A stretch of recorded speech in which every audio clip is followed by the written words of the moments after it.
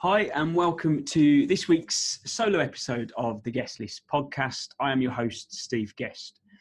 For today's podcast, I wanted to share a little bit of my journey. I would say that the journey that I've been on probably started and really progressed going back to about 2011, 2012. The centre of that was our oldest son, Ethan, being born. And I think the catalyst of becoming a dad and being responsible for somebody else that rely on you to make sure they're fed, watered, clothed, safe and secure, I think meant from a personal responsibility perspective that I needed to up the ante. I needed to be better, improve where we were, and ensure that I could provide for my family as we kind of progress and navigate the joys that life can throw at you at times. And what kind of happened at that stage was I started to get involved with personal development, look at ways of creating wealth. I wanted to create multiple income streams. I wanted to better myself to a degree that I was in a position, or more of a position, and willing to take greater risk to increase the potential financial return, but ultimately to create opportunities for Ethan as he grew up, to be able to provide for, and to be able to say that I've gone through certain journeys and certain things worked, certain things didn't, that it was okay to fail, and the enjoyment and the process can often be the best part, in that if you don't try things, you'll never find out. If you always work on the fact that, well, what if this happens, or the downside or the potential problems that occur, you'll never actually go out there and find out what you can truly achieve. And I think what I started to do was surround myself with people that had made it, successful individuals, people that I would look up to, people that you would want to emulate their career or their wealth or the successes that they've had. So I thought today's podcast would be a really good way of talking about perhaps some of the books that I started to read. 2012, I did start to read again. I probably had a gap of not reading probably from school. I've never been a great reader. I've never been somebody that enjoyed getting stuck into a good book, unless it was a bit of a kind of crime detective novel. And even then, that was kind of saved for holidays and time where I perhaps wound down a little bit. But 2012, I started to really kind of push on, and I read for personal development. I read for surrounding myself with the right words, the right terminology, the right ways to be. First book and the biggest impact book that I read was a book called Rich Dad, Poor Dad by Robert Kiyosaki. Many entrepreneurs, many people that have gone that entrepreneurial route will say they read Rich Dad, Poor Dad at some point, and it had a big impact on them. If you haven't read it, it's definitely one to go and have a look at. And it's effectively the story of Robert Kiyosaki growing up and choosing between his own dad, who was a very well-respected senior person within education, but didn't understand money and how to invest money, and effectively became what was entitled the poor dad. The rich dad was a school friend's dad who owned property, owned businesses, owned various things that created an income stream, created wealth. And it's the journey of who do you pick, who do you go and learn from, how do you then go out there and put yourself in a position to create wealth. It's a really good book because it starts to make you think differently. And it opened up my mind in terms of the potential and the opportunity. And I often find myself quoting little snippets from the book in terms of when you want to go and get something, you want to go and buy that red Ferrari. You don't sit there and think, I can never afford it. You think, how am I going to afford it? What can I do, or how can I create an income stream that allows me to go and get that red Ferrari, for example? So great book to start with. The second book that I would really recommend that's had a big impact was The Compound Effect by Darren Hardy. Compound Effect is a book that talks about making incremental changes to things that you do every day. And it could be to do with work, it could be to do with health and your life and things that you do around you. But it's the element of changing small amounts on a daily basis that add up to something far bigger over a period of time. And I went through a stage of buying all my recruitment consultants a copy of The Compound Effect because of the impact that it has.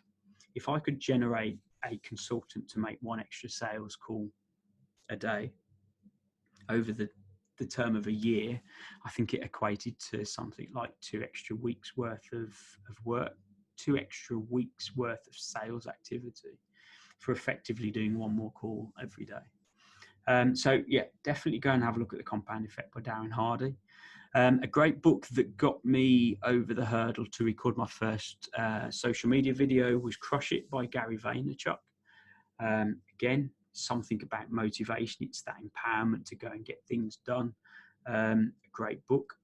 Start With Why by Simon Sinek. I talk about that book a lot because I think if you can understand what motivates you and what is your why to get you even started, actually on the down days, the moments where things aren't going to plan, if you've got that why and it's strong enough, it'll get you over pretty much most hurdles. So that would be a book that I hugely recommend. Key Person of Influence. Obviously, we've had Daniel Priestley on the podcast already. Key Person of Influence has had a huge impact on me. And it's to be able to create online assets, to be able to create a personal brand that people associate with in terms of what you're looking to create and the person you want to be known for, that can then start to allow and bring opportunities with it. So Key Person of Influence is definitely something that you should go and have a look at. Next book, 4 Hour Work Week by Tim Ferriss.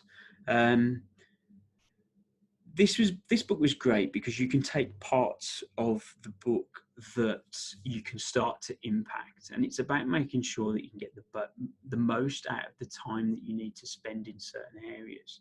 How you can learn to delegate tasks that you don't need to do to other people to get involved with, which frees up your time to continue and go and do all the elements that will have an impact and make use to you in terms of the time that you spend. There's a couple of books by Mike Michalowicz that I really enjoyed. One was called Profit First, and the second one, I'm just double checking I get the title right because I sometimes find myself misquoting it.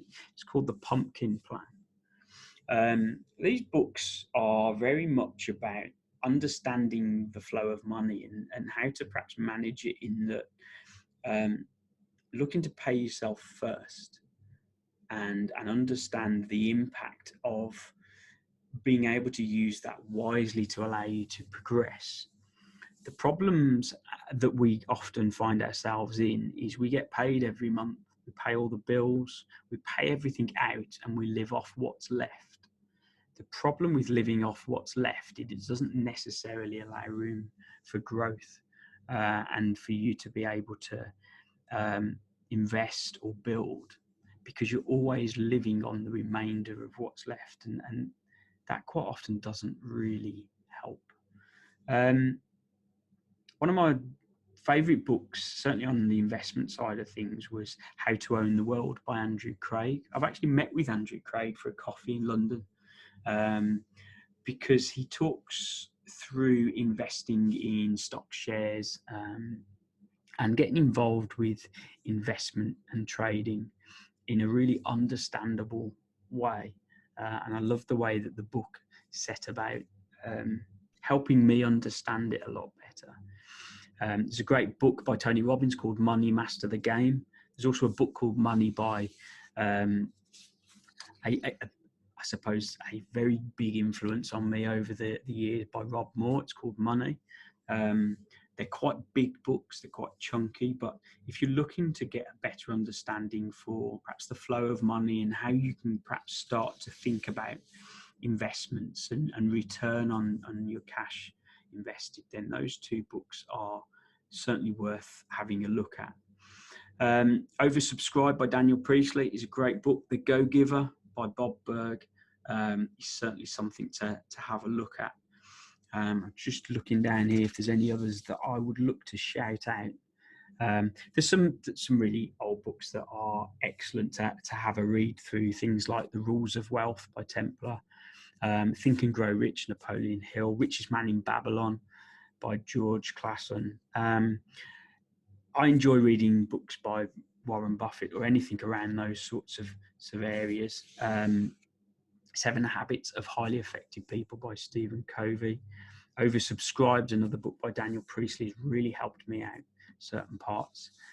One of my favorite books on negotiation, if you're looking to improve on that, is it's a great book by a former FBI negotiator called Chris Voss, and the book's called Never Split the Difference.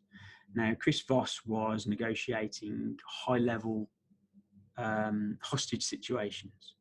So very different to sitting in a room discussing terms for a recruitment deal or a recruitment contract. But the sentiments of negotiation are all the same. I think the understanding of how the other party think, the other party feel, what are they looking to get from this negotiation, is centre to the book and the discussion. So if you want to up your negotiation game, perhaps have a read through Never Split the Difference. And I've read a few by Grant Cardone. 10X is a good one. If you're not first, you're last. Now, for me, it was about, again, empowerment. It's about finding that next level. It's about upping the ante and improving where you are. There's so many books out there that are great. Autobiographies on successful people are brilliant. I really enjoyed the Arnold Schwarzenegger recent autobiography. I'd love to know what you're reading. I'd love to know your book recommendations. Let me know if you've read the books that I've mentioned in today's podcast, if any are of interest, or this motivates and inspires you to go and read a book, invest your time in your own personal development. I hope this podcast's been of interest. It's a little bit different to the normal one that I would perhaps record, but I thought it'd be a useful one for a growing number of listeners to think and understand that the journey I've been on, I've been supported by many of those books where you read them and it reinforces certain messages. It helps you to think perhaps a little bit more clearly, or it gives you a defined path or way to move forward if you're feeling a little bit stuck. So let me know, get in touch, any book recommendations. I'm always here, open to listening and having a read of books and from authors that perhaps I don't necessarily know yet. So I hope you've enjoyed the podcast. I look forward to catching up with you next week. Have a wonderful day and we will speak soon.